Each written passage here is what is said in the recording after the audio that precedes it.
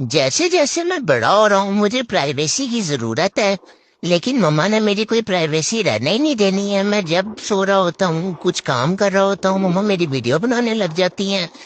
एक तो जिंदगी में सुकून नहीं रहा, हर टाइम बेसुकून रहता हूँ। टेंशनें इतनी ज्यादा हो गई हैं, हर टाइम टेंशन में बैठा रहता हूँ, परेशान रहता हूँ।